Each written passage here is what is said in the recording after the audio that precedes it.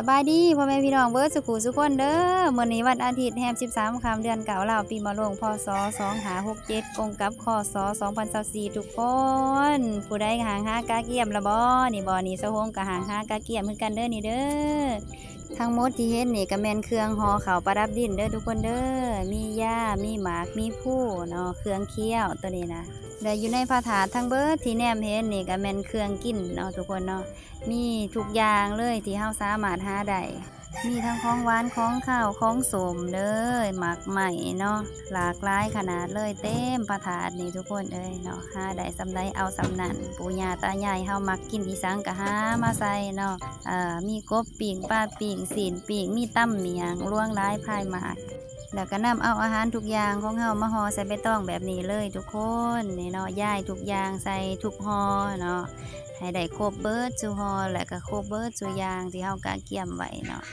สำหรับบุญห่อเขาแม่นเฮ็ดอยู่ในเดือนเก่าปฏิบัติกันมาก็คือเฮาต้องห่ออยู่เก่าห่อทุกคนเนาะก็จะได้แบบนี้เลยเก่าห่อ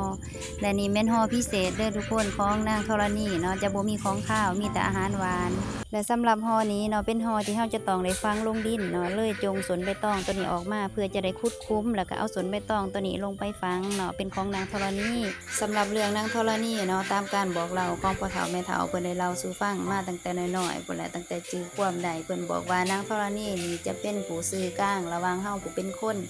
กับญาติพี่น้องของเฮาผู้ที่ล่วงลับไปแล้วหลังจากที่เฮาฝังลงดินแล้วเนาะเฮาก็จะเอิ้นหานางธรณีให้ส่งข่าวให้ญาติพี่น้องเฮามารับเอาข้าวประดับดินที่เฮาเฮ็ดให้เพิ่นนี้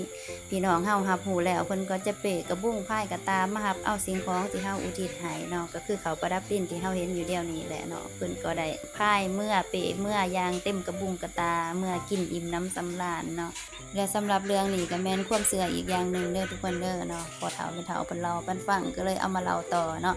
และสำหรับเวลาย้ายห่อข้าวก็แม่น3 โมงเช้ามื้ออื่นเด้อทุกคนเด้อเฮาก็สิได้ลุกแต่ดึกๆพุ่นแหละเนาะสะโฮงก็สิลุกก่อน3 โมงแล้วสิตั้งโมงปลุกไว้เพื่อมานึ่งข้าวหลังจากเฮานึ่งข้าวสุกแล้วก็เอาข้าวร้อนๆมาย้ายใส่ห่อข้าวของเฮาเนาะก่อนสิไปย้ายเอาพบกันใหม่คลิปหน้าทุกคนสำหรับคลิปนี้สะโฮงก็ต้องขอตัวลาไปก่อนเด้อบ๊ายบา